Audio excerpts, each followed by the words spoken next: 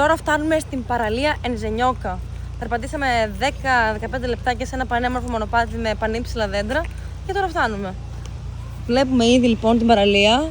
Ακούω μια γεννήτρια νομίζω. Ναι, όντως πρέπει να είναι εδώ πίσω από αυτό το μπαράκι, beach bar, πώς να το πούμε τώρα, εστιατόριο της παραλίας.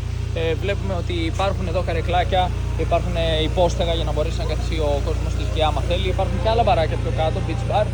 Ποτά, γλυκά, φαγητά. Βλέπω ακόμη και κακάο μέσα σε μια γαβάθα. Το κακάο είναι κλασικό φρούτο εδώ της περιοχής και έτσι το χρησιμοποιούν και για ποτά. Φτιάχνουν ποτάκια με κακάο.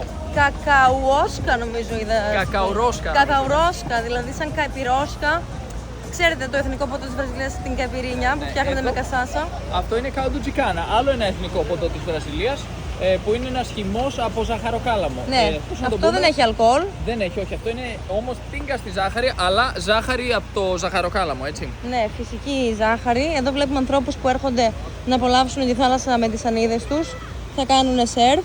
Μου φαίνεται λίγο πιο ήρεμη από τις προηγούμενες που είδαμε σήμερα. Όντως. Αλλά εξακολουθεί να έχει έτσι σχετικά ωραία κύματα, μεγάλα κύματα, αλλά λίγο πιο ήρεμα. Ναι. Για να περάσουμε στην παραλία βλέπουμε ότι δεν μπορούμε εύκολα. Έχει σχηματιστεί ένα ριάκι.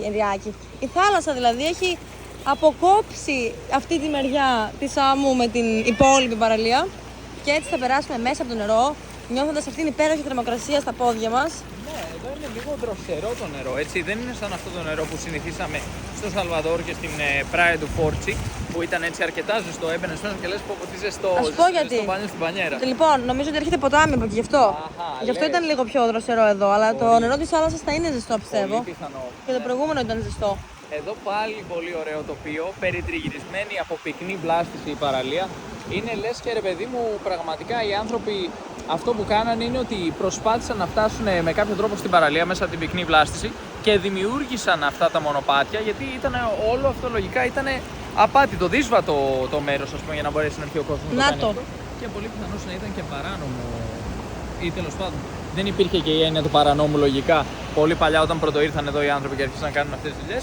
Μετά αρχίσαν να μπαίνουν οι νόμοι στη μέση και να τους στερούν τη δυνατότητα να τα κάνουν με την άνεσή τους αυτά οι άνθρωποι. Αν και ακόμη και σήμερα στην Βραζιλία σε πολλά μέρη πάνε οι άνθρωποι, κόβουν, ας πούμε, αποψηλώνουν τα δάση και χτίζουν ό,τι θέλουν παράνομα. Μετά βρίσκουν έναν τρόπο παράνομα να νομιμοποιήσουν, να λαδώσουν κάπου και να πούνε ότι είναι δικό τους το μέρος.